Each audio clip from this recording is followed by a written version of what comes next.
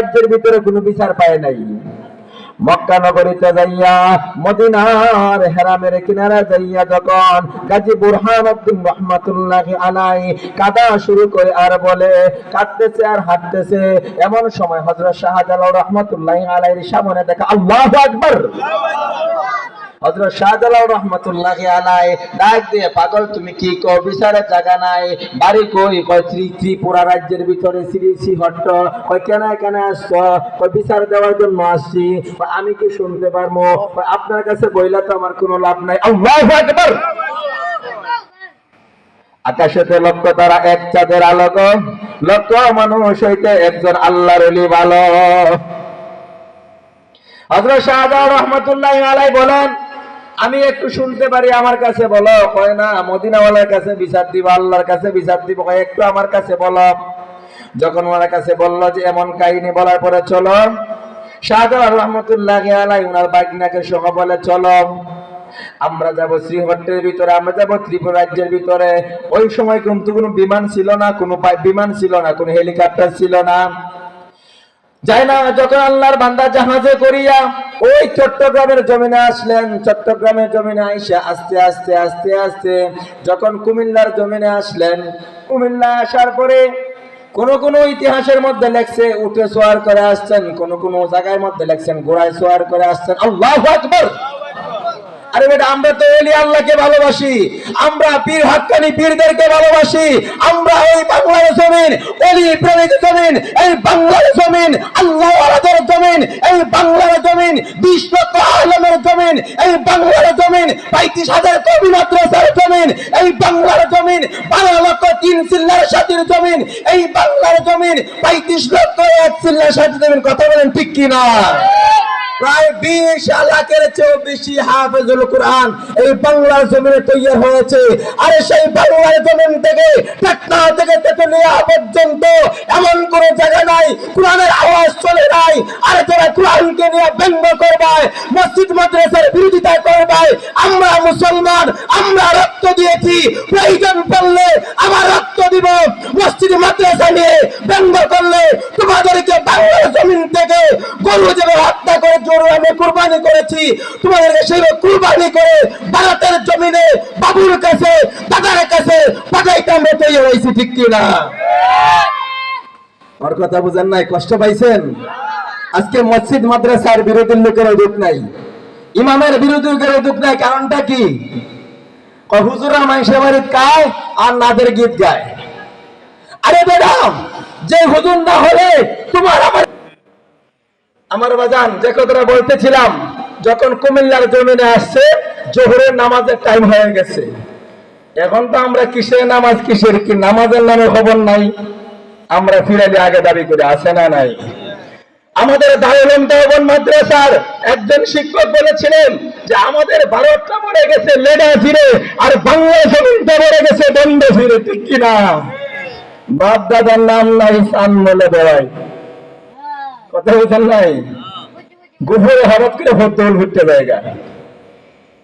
এখন তো আমরা এমন অবস্থা হয়ে গেছে। যাই হোক, যে কথাটা বলতেছিলাম, কুমিল্লার জমিনে আসার পরে আল্লাহর বান্দাটা যখন গুড়া ডাবা থইয়া নামাজ পড়তেছেন, এই সময় গুড়াটা মারা গেছে।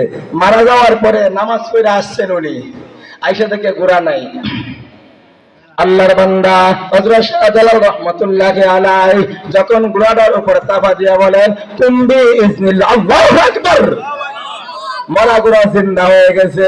ওই কুমিল্লা হইয়া, কুমিল্লার নাম কিন্তু কুমিল্লা না, কুম্বি ইসমিল্লাহ, এখন ডাকে কুমিল্লা।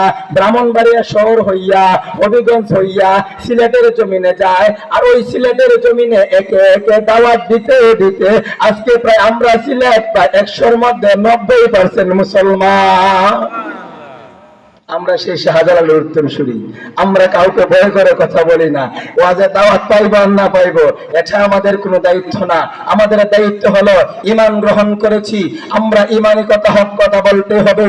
আসরের ময়দানে আল্লাহ তাবারক তাআলা জিজ্ঞাসা করেন, তোমাকে ঈমান দান করেছিলাম, বিভিন্ন মূর্তি পূজা থেকে বাঁচাইয়া তোমাকে ঈমান দান করেছিলাম, যে তুমি হক কথা কেন মাঠে বলে নাই? তুমি তার জবাব আগে দাও। এখন তো আমরা কিছু বিচারক আছি, আপনাদের নরসিংদীতে নাই, আমাদের অঞ্চলে আছে।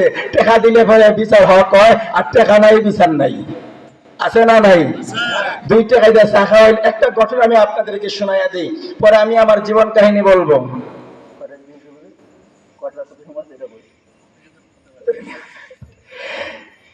আমি নোয়াখালী একটা মাহফিলে গেছিলাম। নোয়াখালী জেলা, লক্ষ্মীপুর জেলা, সোনাতলা বাজার, রূপগঞ্জ থানা, সোনাতলা বাজার।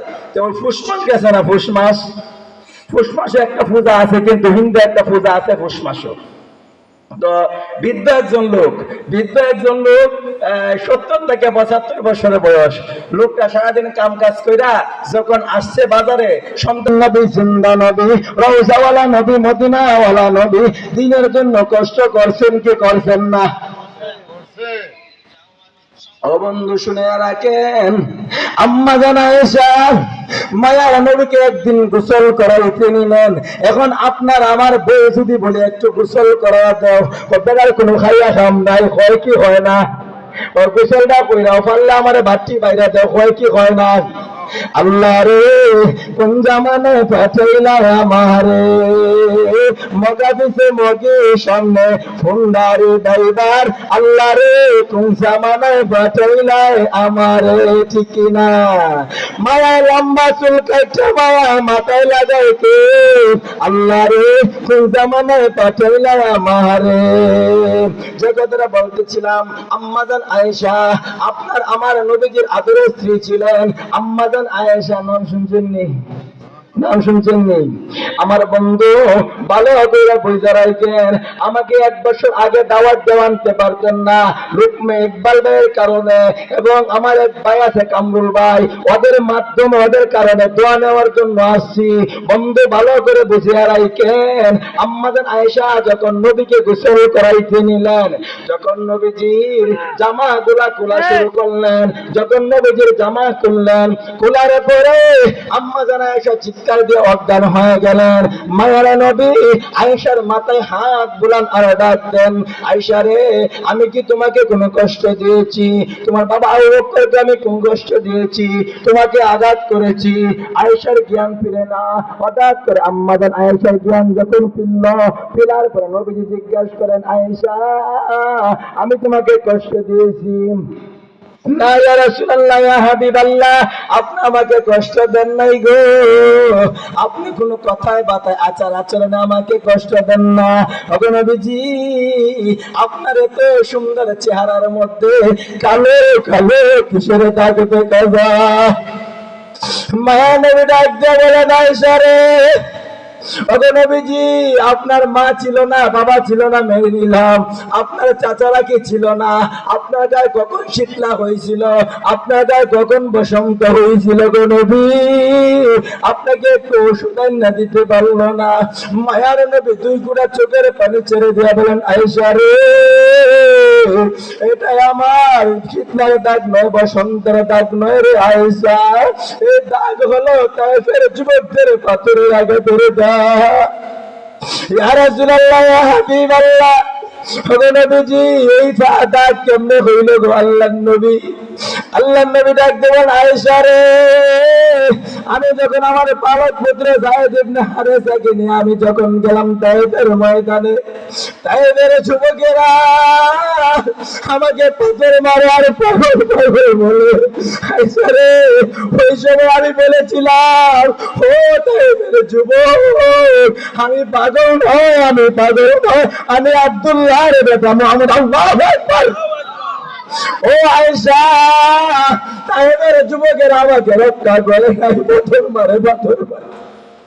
যখন পাথর মারা শুরু করে, আর পাথরের মারা রক্তটা যখন জমে পড়ে না রে আয়েশা, আমি সেই দাগ গুলা, সেই তায়েফের জমিনের দাগ, আমার দুধমাতার বাড়ি ছিল তায়েফের জমিনে, হালিমাতুস সাদিয়ার বাড়ি ছিল তায়েফের জমিনে। আয়েশা, রক্তাক্ত নিয়ে আমি নবী যখন আসছিলাম, তায়েফের যুবক আমাকে পাথরের আঘাত করেছিল।